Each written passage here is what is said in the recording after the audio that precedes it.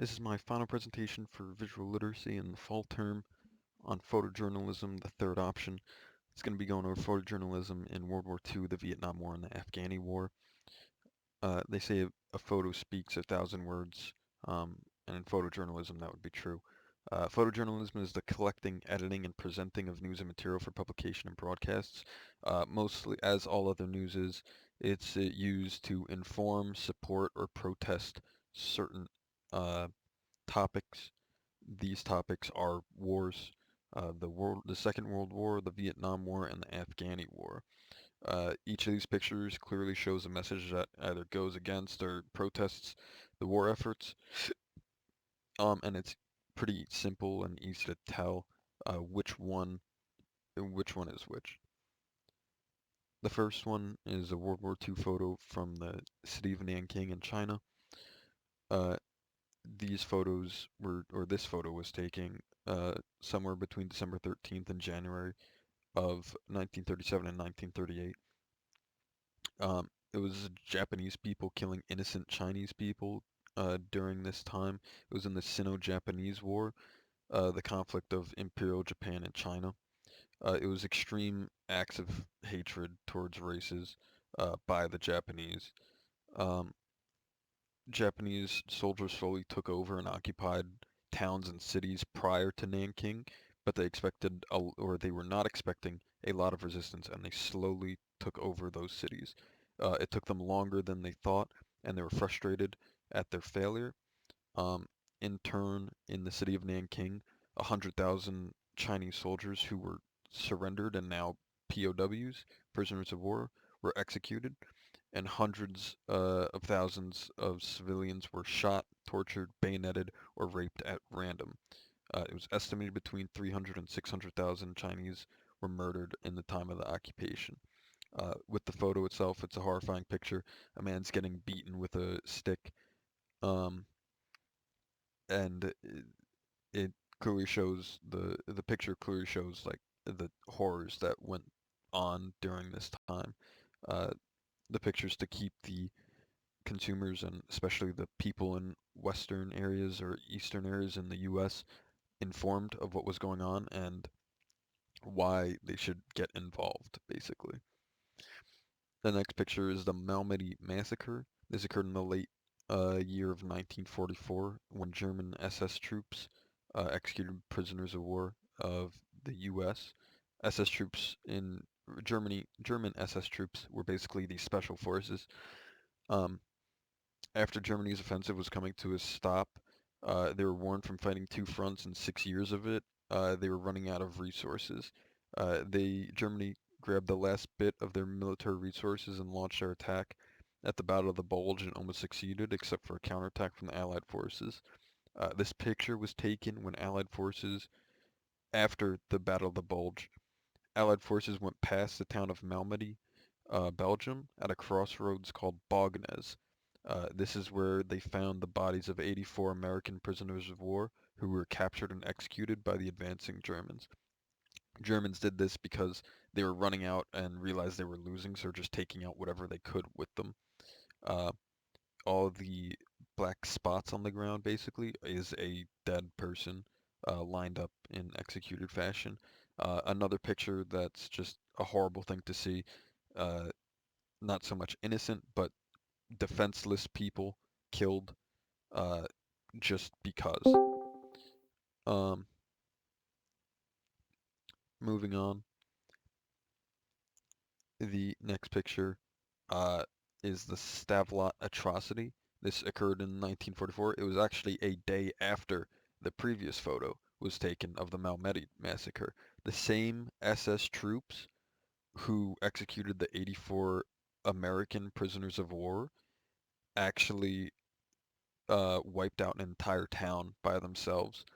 This includes 70 men, 50 women, and 23 children, systematically killed after they accused the town randomly of harboring Americans in the town, which they were not. Um, Another horrible thing, you'd see a dead child at the bottom of the picture and a US soldier over it. It's just a horrible thing to see. Just innocent people, their lives taken for absolutely no reason. Um, The leader of the SS troops um, that did carry out these acts, he was sentenced only to 12 years of prison after these horrible acts. But he was later killed in his house uh, by a house fire, intentionally lit by unknown assailants. And if you ask anyone, that probably sounds like better uh, a better sentencing than 12 years of prison. That's it for the World War II. World War II, all these pictures were clearly used for uh, gaining war effort and just showing the horrible atrocities that occurred across like overseas and what the America was fighting for or to prevent all these war crimes from happening. Moving on to Vietnam. Vietnam journalism is more about protesting the war effort than it was for supporting, like World War II was. Uh, this photo is the girl on fire. It was taken on June 8th, 1972. The girl's name is Phan Thi Kim Phuc, uh, as she runs from napalm strikes. Everyone has seen this photo before, and what they don't know is that they probably were misinformed of the photo and what it means. Uh, People have said, or the photo was misinforming that it was said that U.S. troops have dropped napalm on a random village, uh, but that's not true. There was napalm dropped on a random, or not, sorry, not a random village, but an innocent village with civilians still inside. What had happened was the ARVN and NVA forces, the North Korean, or sorry, the the ARVN and NVA forces that were the opposing the United States were held up in a town of Trang Bang. The siege of this town was a Vietnamese operation, and there was only 2 Americans in the vicinity. One had no power to order any attacks and was an observer, and the other was miles away. What had happened was a pilot of the South Vietnamese forces made a split-second decision and decided to bomb the area of the civilians. The civilians were making a move out of a temple, which was a safe haven, towards safety, but the bombers saw it and thought they were military advancing on his position, so they were bombed. It's a horrible thing. Uh, the girl, the girl was hit by napalm on her left arm and back, and it burnt all of her clothes, and left her naked as she ran to safety afterwards. The next picture is another protesting picture. Um, this is this photo is called The Ultimate Confrontation, The Flower versus the Bayonet.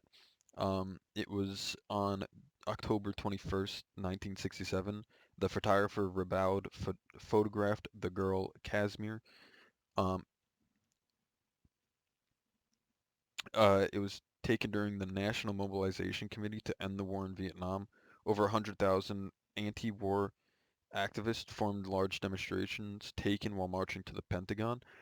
This was one of those photos. And one of those demonstrations where the girl Casimir took a flower and held it to the soldiers that were protecting it um, as a sign of peace when they have guns in her face. It's a clear act of defiance towards what they stood for and what was going on behind them in the Pentagon. The next one, the last one, is another picture of the protest. A bunch of females lined up in front of soldiers protecting the Pentagon. It occurred somewhere around August 1968. Sorry. This photo was called, or there was a set of photos called "The World Is Watching." Protest demonstrations were held in Chicago after Vice President Hubert Humphrey accepted nomination. Violence broke out against the protesters from the police and riot squads. It went on for around 3 days and resulted in many injured on both sides and many more protesters arrested. TV and photos were taken of the conflict, and images of the violence were played on the monitors at the convention for the vice president itself, grinding it to a stop. It the photos taken of the protest outside the building or outside the convention showed inside the convention did more for their effort than their actual presentation did. It's another picture depicting protests and the dislike that they had for what they were doing in Vietnam. Moving on to the Afghani war, uh, much more recent. This picture is civilians wandering around the smoldering buildings of Saddam Hussein's Ba'ath Party, uh, the secret police headquarters in Kirkuk. They greet journalists. The person who took the photo who arrived from the north, was taken somewhere around the year 2015. They were greeted and escorted to where they wanted to go, which was more south by the secret police. It was just a picture of smoke of just recent bombs going off, and everyone's around. The child giving a thumbs up is almost sarcastic that they're around so much like destruction, and he's still able to keep a smile on his face. So is the kid next to him. Moving on, the a British soldier gives a local boy water near the Kandahar airfield. This was somewhere in the year 2008. Not sure exactly when. This is just not a supporting or protesting picture as the other one was. It's just another informative picture. Um, or both pictures were informative. It's just to keep the consumers and people at home informed of what's going on. There's still some good in the country. You just have to find it. The soldiers are doing good here, and they're trying to show that. The last photo is very much a protesting photo. This is one that was taken somewhere in the year 2005. It's called One Night in Tal Afar. The child's name is Samar Hassan. At the age of 5, her and her parents were in a vehicle driving, driving somewhere. But her parents were inadvertently killed by U.S. soldiers with the 25th Infantry Division in a shooting. Uh, the troops fired on the car when it unwittingly approached the squad during a dusk patrol in a northern Iraqi town. They didn't know what was going on, and in turn, they were shot for it. The girl is seen here screaming and mourning uh, the death of her parents that occurred right in front of her, and now the soldiers who just killed her parents are now around her, and she is covered in their own blood and probably her own. Very much a protesting photo, one that is very much haunting. Comparing all of them, you can see uh, that World War II, Vietnam, and Afghani photos, all of them were different and in ways that are easily seen. World War II was used to support the war effort. It showed horrible scenes of wrongdoings made by the enemy, the war crimes that were committed, everything else. They showed that the U.S. and the Allies were in the right, doing what they could and stopping the atrocities that occurred. Vietnam photos were used to protest the war clearly.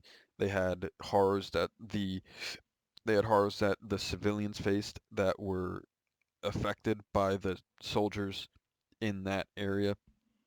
They had the protests well documented and recorded, and that was even the main reason why the convention itself and one of the protests was so successful. And last was the Afghani uh, and Middle Eastern wars, which is much more informative covering of the efforts. Um, it showed positives but also very negatives of the war. It was somewhat like the Vietnam War, where there's no reason for us to be there. We have no reason to be there, but we were. With that, that is the end of my presentation. This is our citations, and that is it.